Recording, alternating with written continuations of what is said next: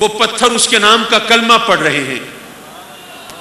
وہ آگ جس کو اس نے اپنا معبود تصور کیا تھا، وہ جہنم کی آگ بھی اس کے قرب سے بجھنے لگتی ہے. اس نے سوچا کہ وہ ہستی جس کی یہ شان ہے، پھر شاید الوہیت کے قابل وہی ہو. جب اس بارگاہ میں پہنچا تو دیکھا کہ جس کو سجدہ کرنا چاہتا تھا وہ تو خود سجدہ ریز ہے، جس کو معبود ماننا چاہتا تھا وہ خود کسی کی عبادت میں مشغول ہے، یہ جس کے سامنے اپنی عقیدتوں کے پر بچھانا چاہتا تھا وہ تو خود کسی کے دام محبت میں گرفتار ہے. تب اس پر یہ راز کھلا کہ میں نے آگ کی پوجا کی تھی، آگ یہاں اپنی وقت کھو بیٹھتی ہے. میں نے پتھروں کو پوجا تھا، پتھر بھی اس کا کلمہ پڑھ رہے ہیں. میں نے پانی کو اپنا خدا تصور کیا تھا، وہ پانی اس کی انگلیوں سے جاری ہو جاتا ہے. جس ہستی کو یہ خدا مان رہا ہے، پھر اس کے خدا اور رب ہونے میں کس کو شک ہو سکتا ہے؟ حضرات مکرم، اس کو میں اگر دوسرے انداز سے کہوں تو یوں کہہ سکتا ہوں کہ ہم کلمہ پڑھتے ہیں لا الہ الا اللہ، اس کے سوا کوئی الہ نہیں، کوئی معبود نہیں. میں اگر سوچوں کہ کوئی معبود نہیں، اسلام آباد میں کوئی اور معبود نہ ہوگا، پاکستان میں نہ ہوگا، بر صغیر میں نہ ہوگا، ایشیا میں نہ ہوگا، چلو روئے زمین پر نہ ہوگا، لیکن کیا پتہ کسی اور سیارے پر، کسی اور دنیا میں، کسی اور ستارے پر کوئی اور خدا موجود ہو. لیکن ہمارا ایمان ہے کہ نہیں، اس تمام کائنات میں جس کی وسعتوں کا احاطہ کرنا ہمارے لیے ممکن نہیں ہے، کہیں دوسرا خدا نہیں. جب یہ دعویٰ کیا لوگ ہنسنے لگے، یہ دیکھو یہ محدود نظر رکھنے والا یہ کیا بات کر رہا ہے، جس نے کبھی اپنے گاؤں سے باہر قدم نہ نکالا ہو وہ کیسے کہہ سکتا ہے کہ اس دنیا میں اس گاؤں سے بڑی آبادی کوئی نہیں ہے. کنویں کا جو مینڈک ہو اس کو کیا پتا کہ سمندر کیا چیز ہوتی ہے.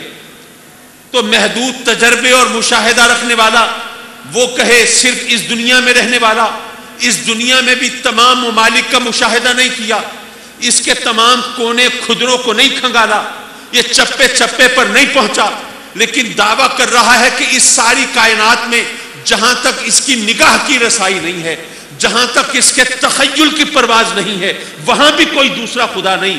یہ اتنا بڑا دعویٰ کیسے کر سکتا ہے؟ تو اس نے گواہی دی محمد الرسول اللہ، میں نے تو ستاروں سیاروں کی سیر نہیں کی ہے، میں تو کہکشاں کی منزل کا راہی نہیں رہا، لیکن میں اس ہستی کے کہنے پہ کہہ رہا ہوں جس نے ستاروں سیاروں کو دیکھا ہے، جس نے کہکشاں کی راہوں پہ سفر کیا ہے. یہ کائنات کا کوئی گوشہ جس کی نگاہوں سے چھپا نہیں ہے. میری نگاہ محدود ہوگی، میرا تجربہ محدود ہوگا، میرا مشاہدہ محدود ہوگا، لیکن جس کے کہنے پر میں گواہی دے رہا ہوں اس کا تجربہ محدود نہیں ہے، اس کا مشاہدہ محدود نہیں ہے. یارو، ہمارا ایمان اور کلمہ معتبر تب قرار پاتا ہے جب ہم آقا کریم کی گواہی پر گواہی دیتے ہیں. حضرات مکرم، مجھے وقت کا احساس بھی ہے اور ثنا خانہ نے مصطفیٰ کی ایک قطار بھی ہے، اور یہ پھر محفل یہ ساز و آواز کی محفل ہے، یہ تغزل و ترنم کی محفل ہے. یہاں بے سرے لوگوں کی گنجائش کم ہے. آیہ کریمہ جو تلاوت کی اس کے حوالے سے ایک آدھ بات اور پھر آپ سے اجازت. قل، اے محبوب آپ فرما دیجئے، ہم سب جانتے ہیں، ہم مسلمان ہیں، ہمارا ایمان ہے، قرآن کا ایک ایک حرف، قرآن کا ایک ایک لفظ ہمارے لیے ہدایت اور رہنمائی کا ایک نئے نئے پہلو اپنے اندر رکھتا ہے.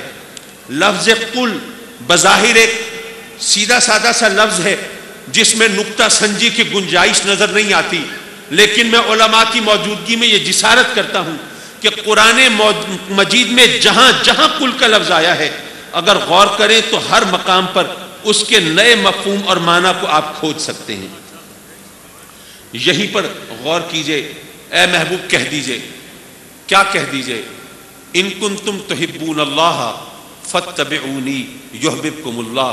اے محبوب ان سے کہہ دیجئے جن کا دعویٰ ہے کہ انہیں اللہ سے محبت ہے، اللہ سے محبت کرنے والوں کا دعویٰ کرنے والوں سے کہہ دیجئے، مولا محبت کے اپنے تقاضے ہوتے ہیں، محبت کی اپنے رنگ ہوتا ہے، محبت کرنے والوں کی خواہشات ہوتی ہیں، امنگیں ہوتی ہیں۔ مولا محبت کرنے والوں کی خواہش ہوتی ہے کہ جس سے محبت کرتے ہیں وہ محبوب کبھی اپنا جلوہ دکھائے، کبھی اپنے چہرے سے نقاب اٹھائے، کبھی محبوب کی آواز ان کے کانوں میں رس گھولے، کبھی محبوب ان کو شرف کلام بخشے، محبوب کے ہونٹوں سے ہمارا نام ادا ہو تو نام خوبصورت ہو جائے۔ اگر محبوب روٹھا رہے، اگر ناراض رہے، اگر گفتگو کے لائق نہ سمجھے تو یہ احساس بھی تو تازیانہ ہوتا ہے۔ تو مولا ان کا دعویٰ ہے وہ تجھ سے محبت کرتے ہیں، تو مولا تو نے قرآن میں آخر کتنے لوگوں کو پکارا ہے؟ یا ایھا الذین آمنو، بلکہ تو نے کفار کو پکارا ہے، یا ایھا الناس، ہر ایرے غیرے کو پکارا ہے۔ تو جن کا دعویٰ ہے وہ تجھ سے محبت کرتے ہیں، مولا ان سے بھی خود خطاب فرما لے، مولا ان کو جو جواب دینا ہے خود عطا فرما دے۔ یہ زبان غیر سے شرح آرزو یہ محبت کرنے والوں پر بڑی گراں گزرتی ہے۔ تو رب کائنات نے گویا یہ فرمایا کہ اے محبت کرنے والوں، محبت معتبر اس وقت ہوتی ہے جب عاشق کی نگاہ محبوب کے حسن تک ہو۔ ایک بات ذہن میں رکھیے، آپ جنگل میں جا رہے ہوں، آپ پر خوف ہو، رات کا وقت ہو، اندھیرا ہو، آپ پر لرزہ طاری ہو، کس چیز سے ڈر رہے ہیں؟ کسی خاص چیز کا نقشہ نہیں کھینچ سکتے، وہ کوئی چڑیل بھی ہو سکتی ہے، بھوت ہو سکتا ہے، جن دیو، کوئی عفریت ہو سکتا ہے، کوئی چور ڈاکو رہزن ہو سکتا ہے، کوئی درندہ، کوئی شیر ہو سکتا ہے، کوئی سانپ بچھو، کوئی کیڑا مکوڑا ہو سکتا ہے۔ کس چیز سے خوف کھا رہے ہیں اس کا کوئی نقشہ، اس کی کوئی صورت، اس کی کوئی شکل آپ کے ذہن میں نہیں۔ خوف کے لیے شکل و صورت ضروری نہیں ہوتی، لیکن محبت کے لیے کوئی سراپا چاہیے ہوتا ہے، کوئی لب و رخسار، کوئی نقش و نگار، کوئی قد و قامت، کوئی سراپا درکار ہوتا ہے۔ یہ اندیکھی انجانی چیزوں سے محبت ممکن نہیں ہوتی۔ حضرات مکرم، محبت بغیر حسن کے نہیں ہوتی، حسن تو بغیر محبت کے ہو سکتا ہے۔ جنگل میں پھول کھلتا ہے، اسے کوئی چاہے نہ چاہے، کوئی بلبل اس کے لیے نغمہ سنج ہو نہ ہو، کوئی ہاتھ اس کو زیب گلو کرنے کے لیے بڑھے نہ بڑھے، کوئی ہونٹ اس کی ستائش میں کھلے نہ کھلے، پھول اپنی ذات میں حسین ہے، لیکن محبت بغیر حسن کے نہیں ہو سکتی۔ جب محبت بغیر حسن کے نہیں ہو سکتی تو اس سے محبت کا دعویٰ کرنے والوں اس کے جمال کا مشاہدہ کیا ہے، اس کے حسن کو دیکھا ہے، اس کی خوبصورتی سے نگاہوں کو سیراب کیا ہے؟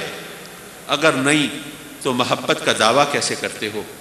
پھر وہ حدیث پڑھو، انا میرات و جمال الحق من رانی فقد رأى الحق۔ اگر اس تک تمہاری نگاہ نہیں پہنچ سکتی تو پھر میرے چہرے کے آئینے میں اس کے جمال کا مشاہدہ کر سکتے ہو۔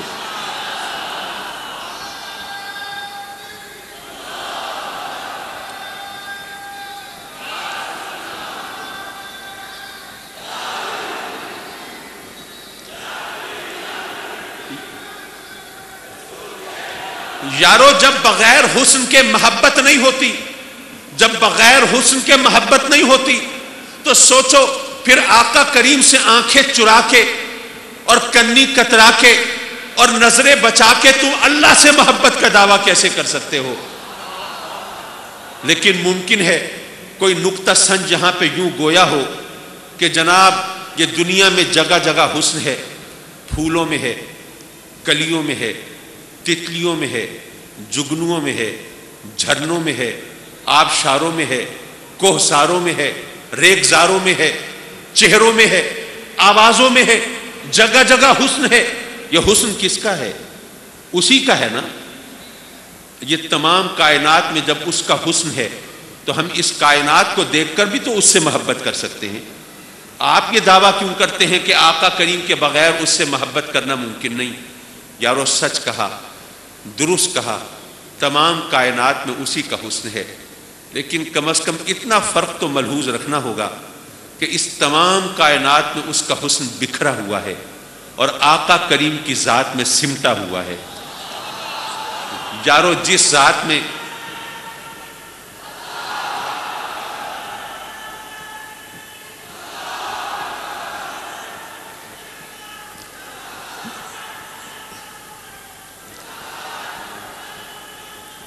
جس ذات میں اس نے اپنے حسن کے جلوے سمیٹ دیے ہیں، تو پھر اس سے نگاہیں چرا کر پھر اللہ سے محبت کا دعویٰ کیسے کر سکتے ہو؟ تو اللہ نے گویا یہ فرمایا کہ اے میرے بندو، تم مجھ سے محبت کا دعویٰ کرتے ہو اور محبت بغیر حسن کے نہیں ہوتی، تو تم مجھ سے بغیر میرے محبوب کے واسطے کے محبت بھی نہیں کر سکتے۔ تو اے محبوب، مجھ سے محبت کا دعویٰ کرنے والے ہیں، قل، ان سے تو فرما دے، ان سے ہم کلام ہو تو تو ان کو میرا پیغام تو پہنچا دے، کیونکہ تیرے واسطے کے بغیر ان کی محبت مقبول نہیں ہے۔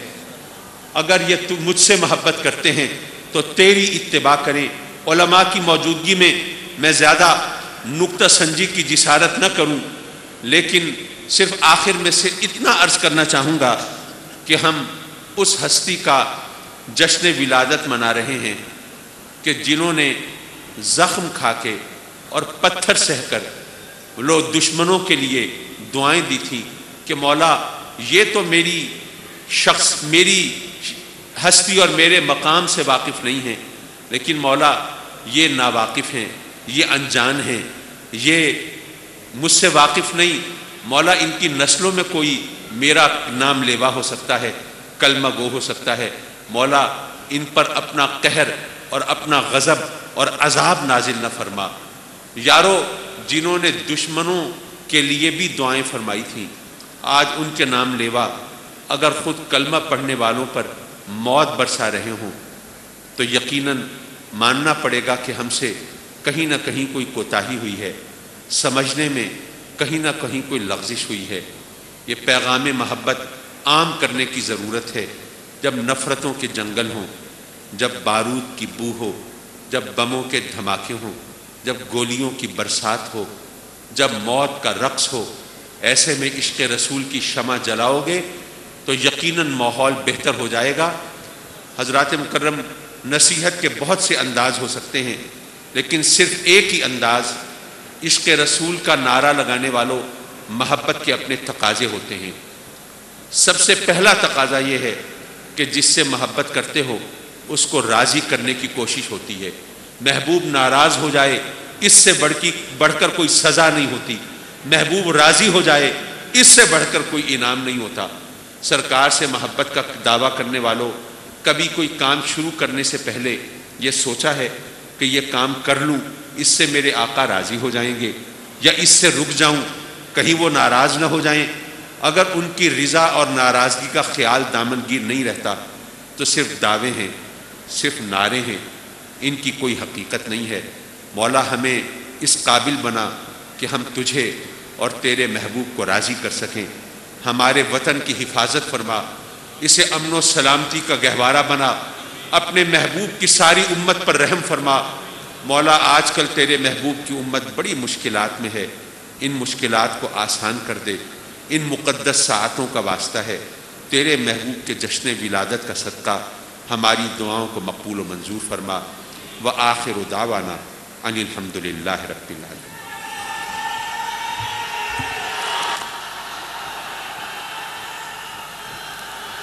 یہ تھے محترم المقام صاحب عزت و شرف صاحبزادہ حامد سعید کاظمی۔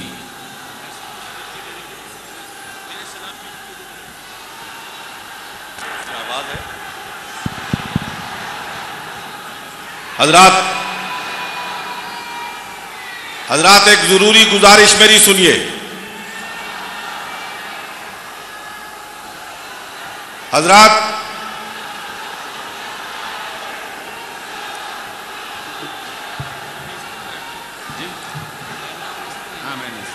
ایک گزارش سنیے، قریب ہو کر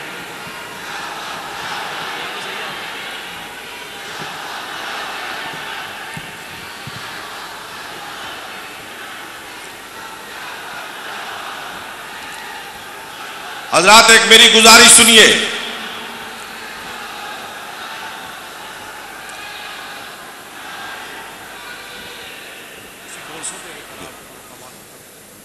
دیکھیے، دو صورتوں میں سے ایک